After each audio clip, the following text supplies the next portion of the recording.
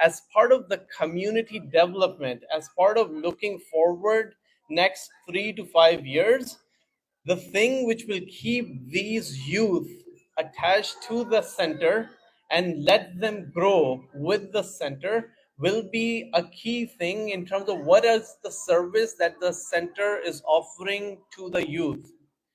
Not just following the cultural norms, not just following what we have been doing, but rather thinking about what we can do different to address the needs of people like Nakash, Zayan, Hamza, Vijdan, who's not here. And I would request people, Zayan, if you can bring all the kids. Okay, great. Thank you very much.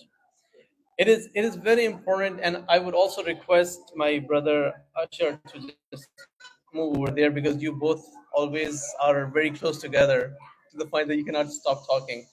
Sallu ala Muhammad wa ali Muhammad.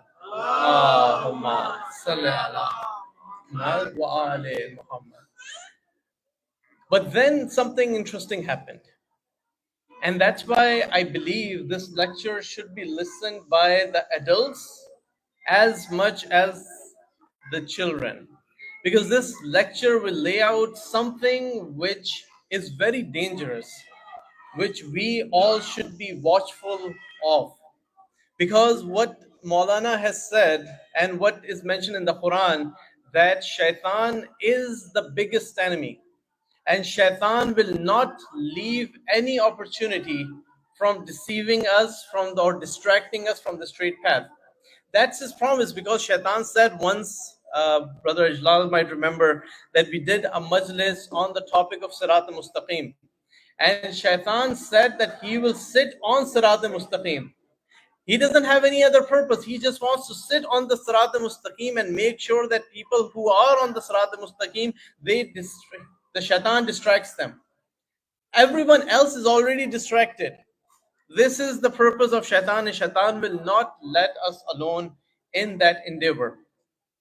So if we go out and we see Huzail, for example, looking at the phone in outside, just swiping on TikTok. He doesn't do that. I'm just giving an example.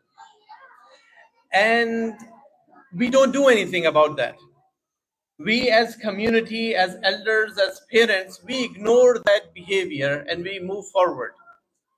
What will happen? That behavior will become much more strengthened. As a result, that person, that child will think that it is okay to keep scrolling because no one will say anything. Or if we think about a person who's involved in the masjid, I'll give example of Brother Sohail, for example.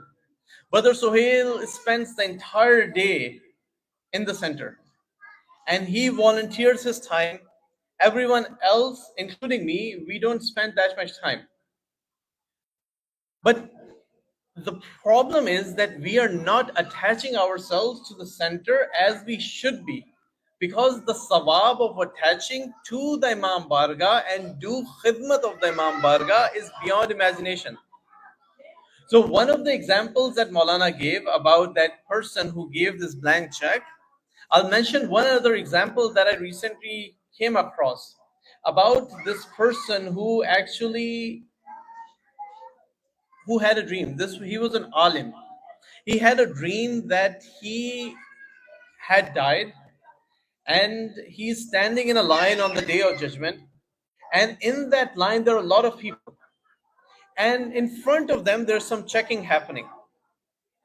That checking is very strict, very severe, that a lot of people are just standing in the line for days and the line isn't moving.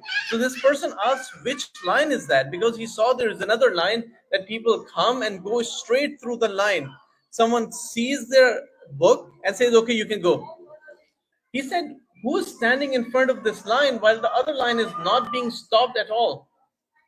This person was told that Imam Jafar as-Sadiq alayhi salam, Allahumma salli ala Muhammad wa ali Muhammad, he is reviewing the amal of every single alim, and you're in the line of the alim. So you have higher standards, higher scrutiny that is being done to you. On the other hand, this line that is fast lane, green lane, whatever we call that, That is the line of those people who are supporting the Aza of Imam Hussain alayhi salam, who are supporting are the Khuddam of Imam Hussain alayhi salam. So for them, there is no questioning. They just go straight through into Jannah. And that, when he woke up, that person, that alim, he basically decided that he wants to be among the Khuddam. So, along with being the alim, he started being part of the volunteers, the people who were giving food and water and helping the zawar of Imam Hussain alayhi salam because he saw the value. So that's the second part, that if we see opportunities for volunteering, we should take that opportunity and encourage our youth to take that opportunity right away. The third point that I want to mention, and then I'll come to my important point, is always think about the elderly, those who are older, those who have grown. They might not have the children over here, they might be alone. Don't let them feel not part of the community. They are part of the community. It is our responsibility to make them feel welcome, to talk to them, because their attachment to the community is the secret for a healthier life. Because according to the research, Huzail and Vijdan, have you ever felt lonely in your life? No, right? Because you have friends and family. 6 people out of 10 in the world have complained about loneliness. It's a third biggest cause of depression, loneliness, because there is no one to talk to. And many people, if we as a community do not embrace people, do not embrace the youth, if they don't speak Urdu, it is our responsibility to still engage them in English. Just make them feel welcome. If there's a father who has children and the children are making uh, are causing noise and they're causing difficulty for the father to stay, it's always the responsibility of the center to make sure that there is some activity for the children. And this is something that I would request all the youth over here, especially the parents, that as we go, like right now, Sister Sidra, what she is doing is amazing, like engaging all the youth. But every time, every weekend, when we have these programs, one of us should take a responsibility, just engage these children with some stories of Karbala, of the prophets, of something in their own language, in their own level, so that they're engaged and they feel like they belong to the community and they're welcomed. It's not like they're just running around and playing around. They're coming to learn from this organization, this institution of Aza of Imam Hussain alayhi salam. The third thing that we need to do, as I mentioned, is to make sure that we are taking care of everyone, including those who are older, and we are volunteering effectively. And I'll give you an example, another story that came across me, that I came across from Imam Ali alayhi salam. Sallu ala Muhammad wa ala Muhammad. Ala Muhammad wa ala. And this story, Vijdan, you will appreciate this story, hopefully, if you can listen over here. Vijdan, please come over here with a loud salawat ala Muhammad wa ala Muhammad. Allahumma salli ala Muhammad wa ala Muhammad. And can you bring Muhammad Ali, please? Okay, thank you. So Imam Ali alayhi salam, once a person comes to Imam Ali alayhi salam, he came with his son. And this person, he said, Imam was talking and then the time for food came. So Imam brought water and said, I'm going to wash your hands. You wash your hands, I'm going to put water. The person said, how is it possible, Imam? You are the Imam. Let me do it myself. I'll do it for you.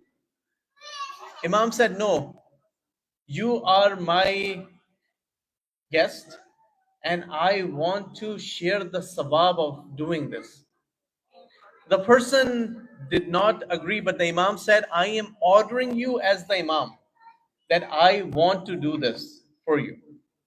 And then he ordered his son, Hazrat Muhammad Hanafiya, to wash the hands of his son, the guest son. And the Imam said, because Allah has ordered to differentiate between the father and the son, that's why I'm not washing the hands of the son myself. Otherwise, I would have done that because I'm doing that for the father. There is a difference in respect for the father and the son. So, volunteering is a key component because it builds our character, it builds the community, it is something that is really important. So, two things with this. Now, I want to transition to an important point, especially because as any place grows, in order for something to grow, there are certain principles that we need to consider and certain enemies that we need to be careful about. The biggest enemy is the shaitan. Shaitan never wants the followers of Ahl Bayt alayhi salam to be calm. Shaitan always wants some sort of confusion, some sort of disagreement, some sort of difficulty to be sowed within the followers of Ahl Bayt alayhi salam. That's what Shaitan wants. Because that's the promise that he has done. And one of the worst things that makes Sayyidah Fatma Zahra unhappy is when the believers fight with each other. That is really important to understand. When people are not glued together, when people do not act as what the Prophet said, that the ummah is like bricks of the wall, each brick strengthens the other brick. How does the brick strengthen the other brick, Huzel? When you put cement within them, they become strong. If you do not have cement between the bricks, they will just fall. So we do not want to be individual bricks where there is no cement. We want to act as a wall with cement that is cohesive, that is attached with each other. But Shaitan doesn't want that to happen. So how does Shaitan do that? If there is something that happens within the family, or something that someone sees and says something which is inappropriate, Shaitan will first come and Shaitan will whisper, because that's what Shaitan does. Oh, this must be wrong. This is not, it's not supposed to, how it's supposed to happen. They said something wrong. Then over time, it continues to whisper. It continues to whisper so that that small spark becomes something big. And that happens when the parents see something between the children, Shaitan starts whispering. As soon as Shaitan starts doing that, then Shaitan goes to other people around you that and whispers to them that, oh, by the way, let's make a small group and start talking about the issue. That is which leads to gossip and then bohtan. That backbiting, that gossip is something that Shaitan wants us to do. Because the narration, the Quranic verse is very clear. A person who backbites is as if they are eating the flesh of their dead brother. And the Prophet saw on the night of Miraj that there were some people in hell who were eating dead meat. And the Prophet asked, who are these people? The Prophet was told that these are the people who are backbiting. So what the Maulana said, just supporting that point, that if there are two people, do not talk about the third person. It is a responsibility for all of us to be very kind and stop this when it is starting, because that leads to becoming groups and that leads to difficulties in the community. And not everyone doesn't want to do it themselves. It is just Shaitan which is starting to whisper so that it can cause confusion. And one thing that I mentioned many times to different people, in order to protect ourselves from Shaitan, like Maulana said, the wilayat of Shaitan is a real thing. Allah Ta'ala says, do not worship the Shaitan. How is it possible that someone is worshipping the Shaitan? It is if we follow what the Shaitan is whispering, we are actually worshipping the Shaitan. But the important point is, how do we protect ourselves? Because this black power is there, this dark power is there, this is real. Shaitan has many weapons with it, 25 different weapons that it received from Allah in return of the worship that it did for thousands of years. So as a result, one of those weapons, one of the high form of those weapons is black magic, and that is real.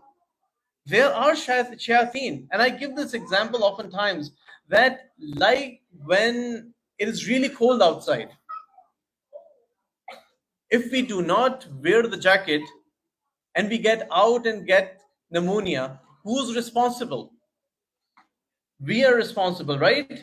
Or are we going to say, no, it is because Allah Ta'ala wanted it to be cold and we were stupid to go out, but still it's Allah's fault? No, it is our fault because we did not protect ourselves. That's why it is really important to protect ourselves all the time from the whisper of the shaitan. And how do we do that? It's by following the wajibat that Allah has mentioned. These wajibat are not just orders, they have hidden meaning. They protect us from the unseen powers. If we are continuously praying 5 times a day, it creates a shield around us. If we are fasting, it creates a shield around us. Coming to the Aza of Imam Hussain Islam, it creates a shield around us. Those shields are something that protects us. So anyone who Shaitan sees is the weak link. Do you guys know what is a weak link? Mehdi? Do you know what is a weak link in a chain? It, so it is the part which can easily break, right? It's the weak link, right? Because the chain is like this, right? If within the chain, the community is like a chain.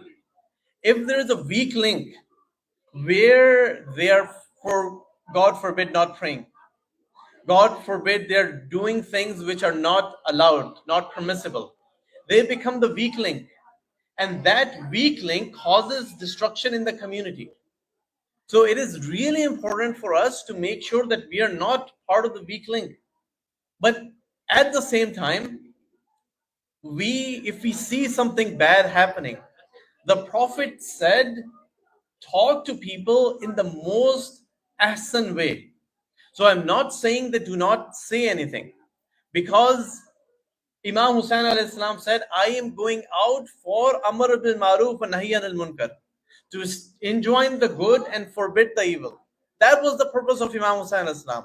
If we see something wrong happening, it is our responsibility to highlight that, but in the most ahsan way. The Prophet, once a person came to the Prophet as well as to Imam Hassan alayhi salam. He came from Syria and started yelling at Imam and cursing the Imam and saying, Imam, you're so bad, all these things. Because that's what he was taught. The Imam, once he heard him, he said, brother, it seems like you are tired. Do you want place to stay? Do you want some food? Do you want something, some money, so that you can take it with you? That person was changed. That person said, oh Imam, I thought that you are so bad. That is what we were told, but you are so good. I will follow you from now on. So this is the essence of the message, that if it comes to a personal argument with someone and you want to convey the message, convey it in the most ahsan way, but convey it directly to the person. Do not backbite, do not gossip, because you are literally, there is a narration that the person who gossips, there will be people who would have prayed throughout the life, who would have spent a lot of money in charity, who would have done a lot of good things. But when the day of judgment will come, all of their amal are null. There is nothing left. They will ask what happened. They will be told that because you were backbiting, all of your good amal were going to that person for whom you were backbiting, and all of them are gone. And the worst part with backbiting is Allah will forgive everything. Allah is Ghafur Rahim. Allah can forgive everything. But when we do bad with someone else, like hukukul ibad, Allah will forgive if that person forgives. And with backbiting, that person doesn't even know that you have just said bad about him. So you do not even realize that you've done something wrong, and you will never get that forgiveness. So it is, in order for the community to thrive, in order for Dar Zainab as well as broader Shia community to thrive.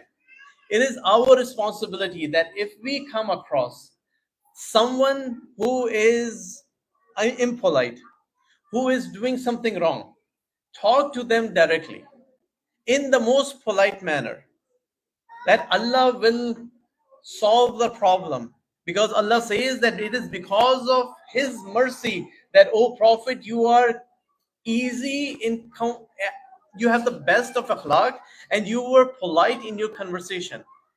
Because if you were angry all the time, that people would not come to you.